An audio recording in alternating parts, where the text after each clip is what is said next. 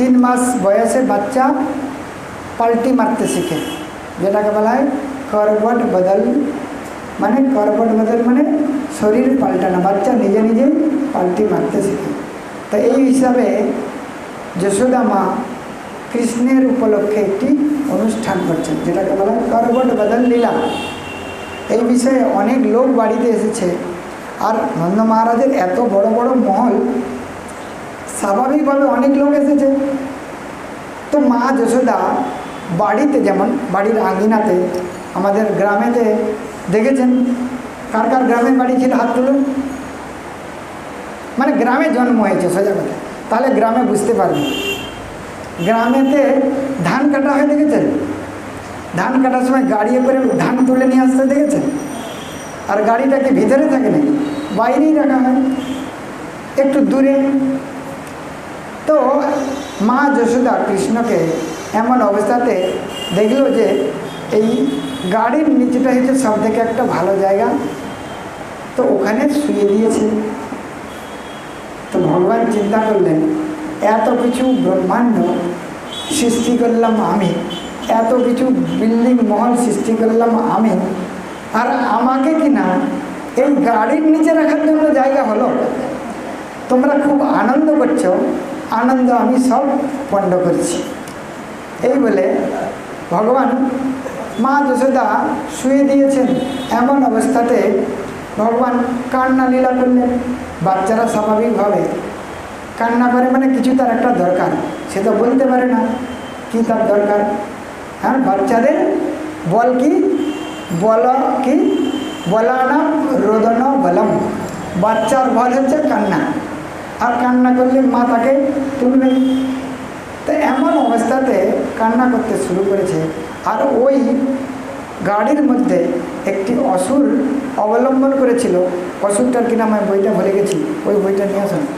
শকটাসুর আগের জন্মে কে ছিল? হ্যাঁ, ওই হিন্দি বইটা। তো ও কি করলো, ওই গাড়ির মধ্যে ভর করে বসলো।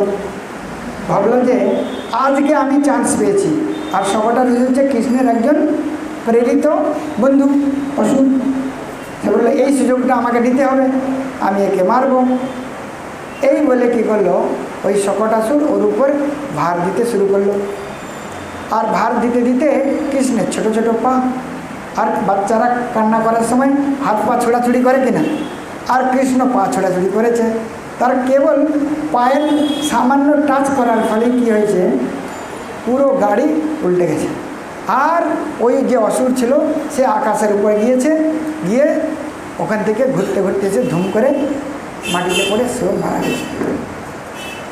তো এতে এমন আওয়াজ হয়েছে, এই আওয়াজের ফলে সমস্ত যশোদা থেকে শুরু করে আত্মীয়রা এসেছে, তাদেরকে খাওয়ান দাওয়ান সবকে সব, রোহিণী যশোদা সমস্ত লোকরা ব্যস্ত, আত্মীয় স্বজন বন্ধু বান্ধব, তাদেরকে খাওয়ান দাওয়ান করতে হবে।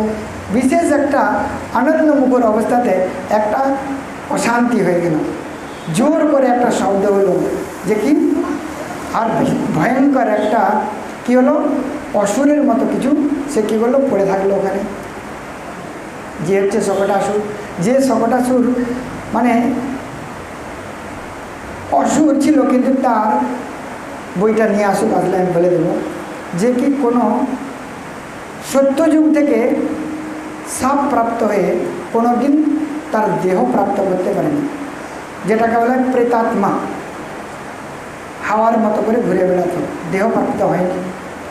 তো যার ফলে শকটাসুরের যে ছবি বা মুভিতে দেখানো আছে তাতে আবছা আবছা করা আছে, আসলে ওটা কোনো প্রকৃত ওর শরীর ছিল না, হাওয়ার মতো শরীর ছিল। তো এমন অবস্থাতে শকটাসুর মারা গেল। আর সঙ্গে সঙ্গে মা যশোদা